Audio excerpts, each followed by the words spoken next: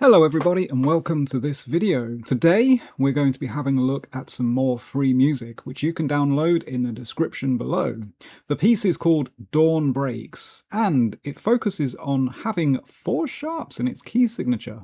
Now sometimes people do feel a little worried about having a hefty number of alterations to deal with, be it flats or sharps.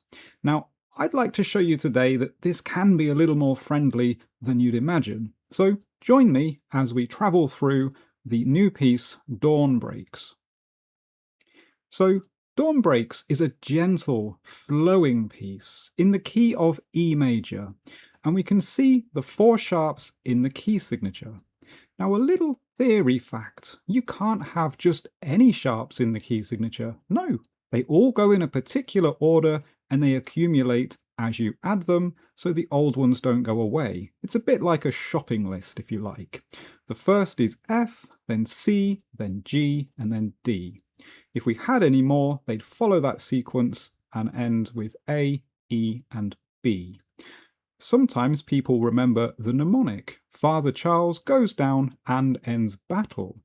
You can even read this backwards to work out the order of the flats, should we have those in the future. Battle ends and down goes Charles's father. Unlucky for him. So today then, we're just dealing with the first 4 sharps, and I'll show you the scale of E major to show you how this plays out. We start with E, and then in the order of the scale, we've got F sharp and G sharp, A, B, C sharp, D sharp, and E. And you can see they're in clusters of 2, F and G together, C and D together. This is somewhat helpful, but to be honest, E is sometimes one of the trickier keys. If you have all of the sharps in a key like C sharp major, then you've actually only got 2 white notes to press, the 2 white note sharps of E sharp and B sharp. But in this key, we've got 4 black notes, and then in between those, we've got the white note of E, and then we've got A and B together here.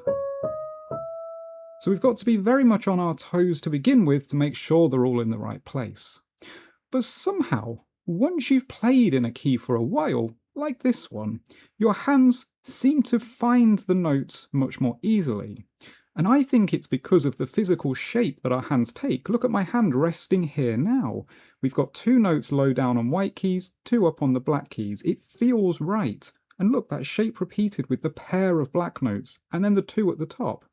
So it might take a while, and of course this is experience once more that you'll need to gain, but it is definitely easier than thinking through a lot of sharps all of the time. Your hand will find those notes.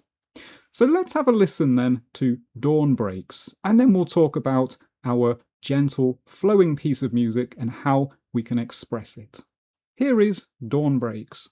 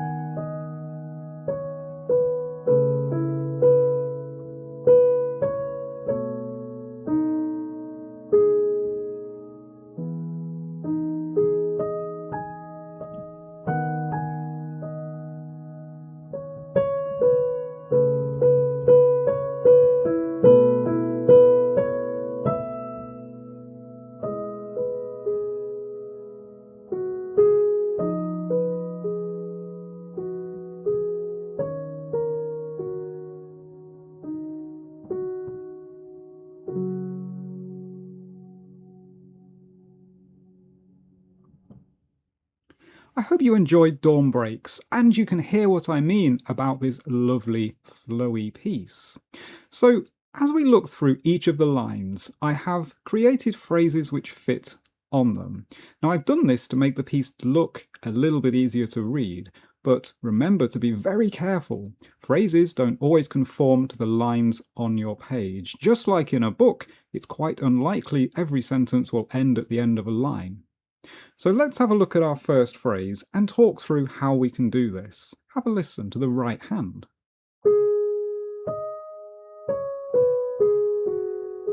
Can you hear that little pause there? Then a little pick up. It wants to push forward. And then rest. So here comes our curve again, on screen for you to look at. We hold and resist and push, and then rest. Then resist and push, and rest again.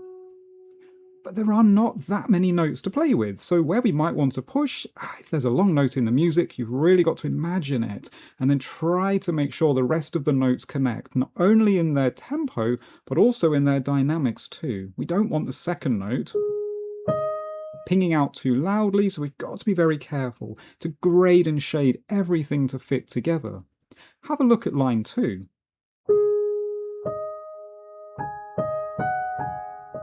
There's that rest point again. It's a little symmetry with the first line. And we'll notice as we go through the piece that these match.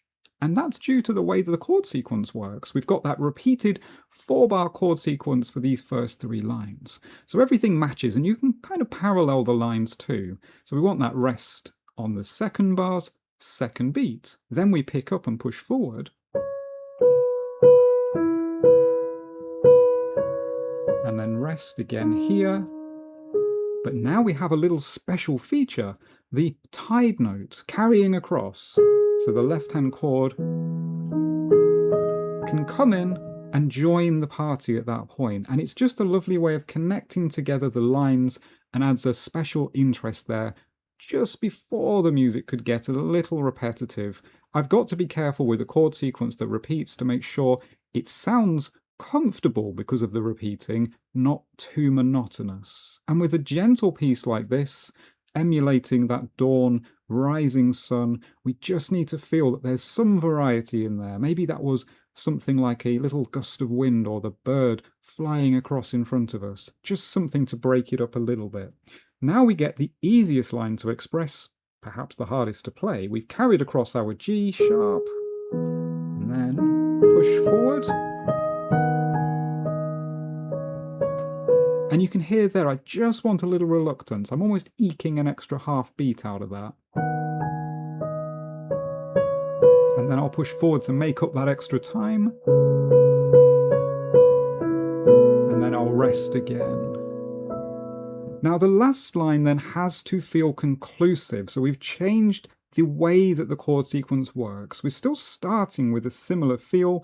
It's this lovely G sharp at the bottom and E at the top, and then a D sharp, forming this E major 7 chord.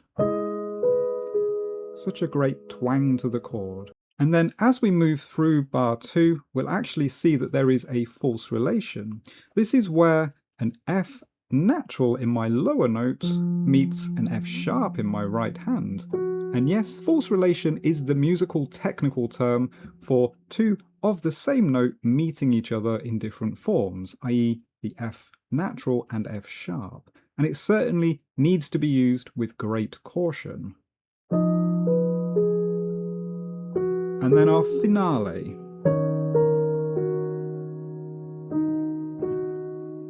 Gently resting ourselves down on this lovely F sharp major chord.